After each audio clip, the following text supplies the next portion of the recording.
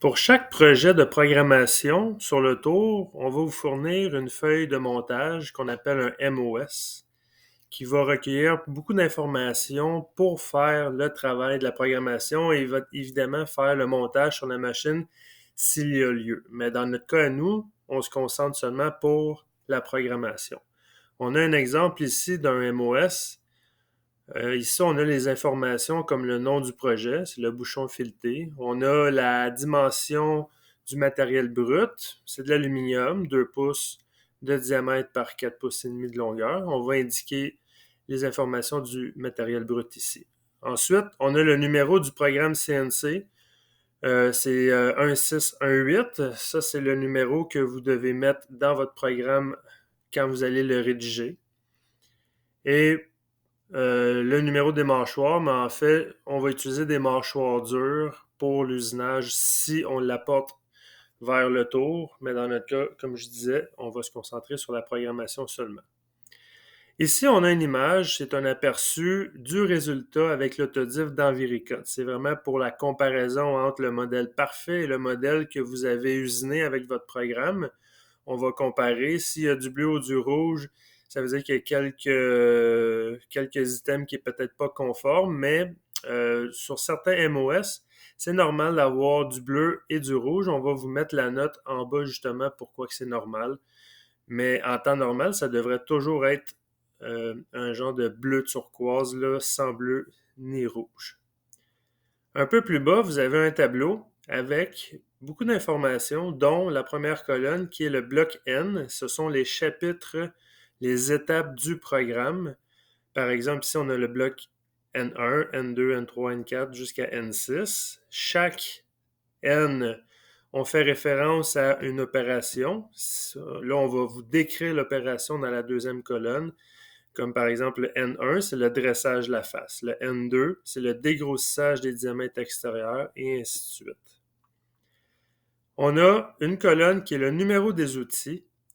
Ça, c'est un standard. Quand on utilise, par exemple, un outil de dégrossissage extérieur, ça va être le numéro 1.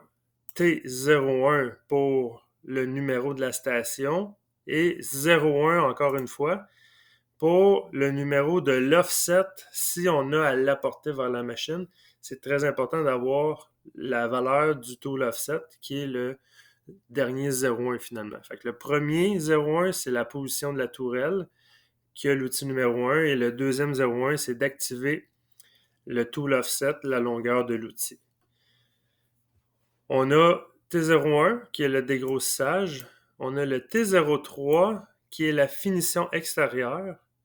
On a le T04 qui est le rainurage extérieur, qui est différent du T05 qui est l'outil à tronçonner. La différence, c'est que l'outil à rainurer est plus court, plus solide. Fait qu'on va faire des rainures avec cet outil-là, tandis que l'outil à tronçonner, vu qu'on a besoin de le sortir plus long pour être capable de tronçonner la pièce, mais c'est sûr que quand on va faire du rainurage, ça risque d'être fragile, ça va avoir de la flexibilité, ce qui fera pas une belle finition puis des belles rainures. Fait que c'est pour ça qu'on utilise deux outils différents, un pour le rainurage, qui est le 4, et un pour le tronçonnage, qui est l'outil numéro 5. Et on a l'outil numéro 7, qui est le filetage, l'outil à filetage extérieur. On a ici la colonne de la description qui vous décrit c'est quoi l'outil en question. Pour la section plaquettes, pour la programmation, vous n'en servirez pas, mais quand vient le temps de faire le montage, c'est sûr que quand on va installer les plaquettes sur les outils, les porte-outils, ça va être d'avoir les bonnes plaquettes parce que les rayons peuvent varier. Mais ça, c'est vraiment du côté tournage. On ne s'en occupera pas pour cette compétence-là. On a le rayon de la plaquette qui est aussi, quand on va faire le montage, dans le contrôleur de la machine, mais on l'a aussi mis dans le contrôleur de Vericut, du logiciel de simulation. On doit lui dire c'est quoi le rayon de la plaquette qu'on utilise pour un outil extérieur, ça peut être pour dégrossissage, finition, ça peut être aussi pour l'intérieur. Tout ce qui a, toutes les plaquettes qui ont des rayons, on va devoir compenser pour la valeur du rayon pour que tous les chanfreins et les rayons soient de la bonne grosseur. Alors, on va utiliser un G42 ou un G41 pour compenser le rayon, mais le contrôleur a besoin d'avoir la valeur du rayon de la plaquette pour compenser. C'est pourquoi on a une colonne qui est pour le rayon de la plaquette. Mais dans votre cas, dans le projet Vericut, vous n'avez pas besoin de vous occuper de ça. Il est déjà inséré, cette valeur-là. Même chose, position du rayon, c'est la valeur P. Ça, c'est très important dans la machine, dans le tour à commande numérique, d'indiquer le rayon de la plaquette, il est dans quelle direction. Est-ce qu'il travaille en haut à gauche, en haut à droite, en bas à gauche, en bas à droite? On a différentes positions de disponibles, mais dans notre cas, c'est toujours la position P3 quand on travaille à l'extérieur. Mais ça non plus, vous en occuperez pas. C'est vraiment plus quand vous allez faire du montage sur la machine.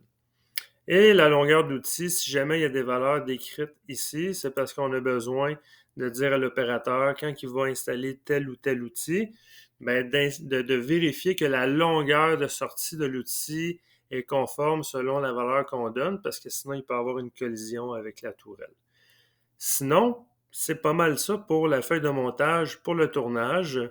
Vous allez évidemment utiliser cette feuille-là, la lire pour voir c'est quoi les différentes étapes, c'est quoi les outils que vous allez devoir prendre, puis ensuite vous allez faire la programmation en conséquence.